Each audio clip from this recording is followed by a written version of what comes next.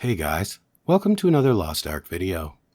In today's video I thought we could talk about the cards we can collect in Lost Ark. Cards in Lost Ark, we all know, are a thing we collect as we play our characters in the game. These cards though, are not something we collect and forget. They are not simply for vanity or for completionism. They serve a very important role to the overall strength and progression of our characters. So I thought in this video we could talk about why these cards are so important, where we get them, and how we utilize them when we do get them to make our characters more powerful.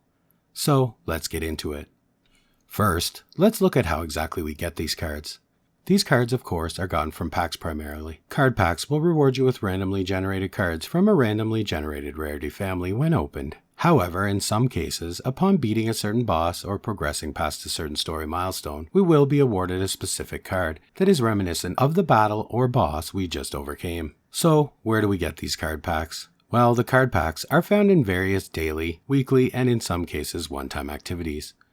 These activities include story quests, Marie's shop, abyssal dungeons, achievements, adventure islands, cooperative sea missions, guardian raids, rapport rewards, traveling merchants, and island merchants found on Pado and Fermata, where you can purchase packs for pirate coins once a week. If you have vaults, which I am sure you do, the packs sold by the merchants on Pado and Fermata can be purchased across all your alts weekly and can be a great way to build your collection a lot faster than someone who opts to skip this method. So, once you receive your card packs, you will of course open them, which will be generally a two-step system. You will have card packs that offer a rarity threshold. So upon opening them, you will roll a dice for a randomly generated rarity pack, which you will then open awarding you with a card of that rarity family. After you've collected some cards, you get into what can at first seem like an overwhelming card system by pressing Alt-C, or choosing card menu under the roster tab. When you first open your card collection, you will be on your deck screen. This will show you which cards you have and have not collected in each deck. All of the available major card decks will be shown on the left side of the screen. You will also see the name of the deck and the effect this deck can potentially offer.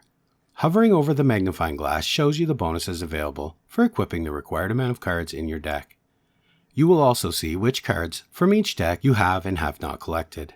The decks can range in size. It is not predetermined like a deck of playing cards in a real-life card game. These decks can range in size from 2 cards all the way up to 7 cards. In the center, you will see a large area with 6 slots where you can place your cards. This is your setup area and where everything happens on this screen. You can place your cards here in an open slot if you have collected them. The trick here is to activate as many useful effects as possible using the cards you have collected and are available to you. Placing a complete deck is not always the best idea. You can use multiple card decks here to activate multiple effects at the same time, as long as you equip the right amount of each deck. And again, check the magnifying glass on the side of the screen associated with your deck to see how many cards you can place for each effect. It can range from 2 to 6 cards for various effects. The Set Highlights button at the bottom of the screen turns on and off highlight lines that will easily show you which cards are working together from each deck to produce bonuses. You can turn this on while building your active deck, or you can leave it off so it looks cleaner. In this window here, you will see which effects are currently active after you place each of your cards on the field.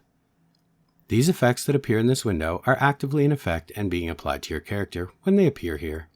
If you look at the top of your screen, you will see that you have 2 unlocked card set windows. This will allow you to have 2 current setups for you to quickly swap between for different activities that may require different sets. However, 2 is not all you can have. There are more available to you if you choose to purchase them with gold. They are expensive, however, and I wouldn't invest in this till much later in the game. Now, if you click this tab, you will be taken to a new screen. This is your book screen. Think of it like a card collection book you might see in real life. This is where you can see your decks, but you can't manipulate them. This section shows you cards that you have collected that you will not find in your deck screen. These cards do not offer, for the most part, deck equip bonuses, but are simply to collect. However, they do also offer benefits upon completing the sets.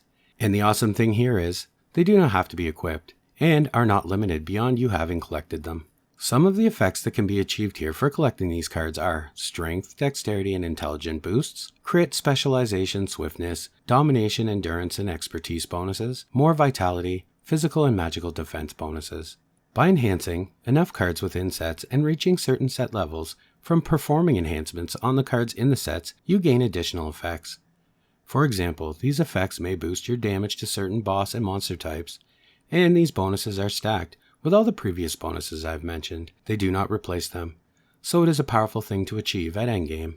Cards found in-game have to be consumed for them to count towards your collection. To do so, simply right-click them from your inventory and they are sent to your collection automatically. This is where all your activated cards get stored.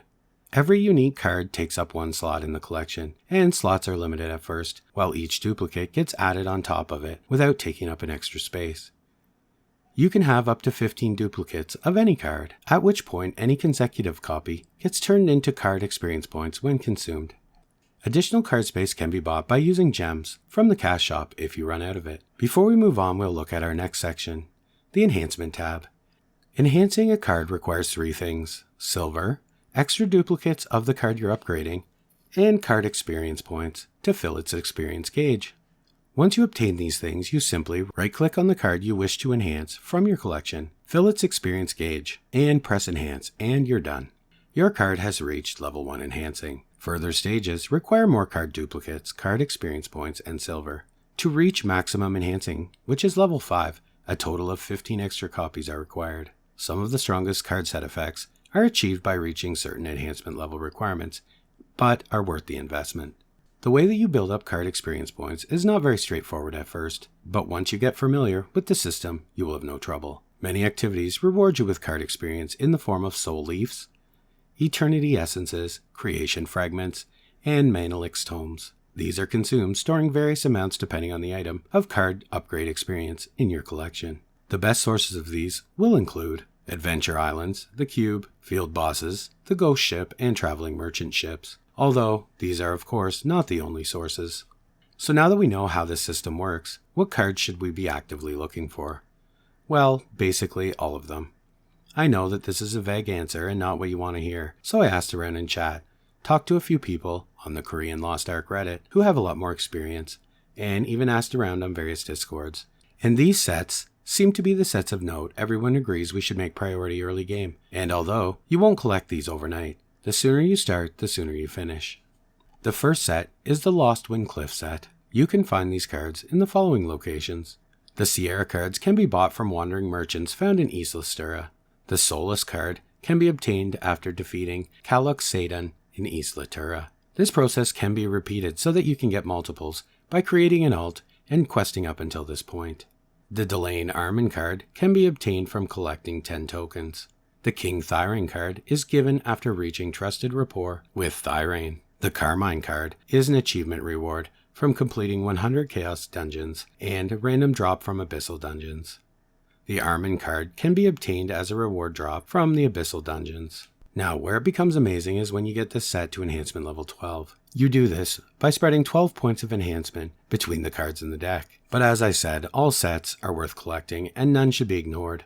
Collecting cards should always be a priority, as you will enjoy benefits like a max 50% hit points, higher resist to various elements of your choice, reduced damage from guardians, movement speed increases, even attack speed increases, and that is not even close to all the buffs you will receive. The list is almost endless. So I hope this mini guide has helped you understand how to get cards, but also how important they are to get and utilize for your character's growth, strength, and progression. If I missed anything you guys think I should have pointed out, please feel free to point it out in the comments, as the most important thing here is to share the information and help one another achieve more in this game. And as always guys, thanks for watching and I will see you in the next one.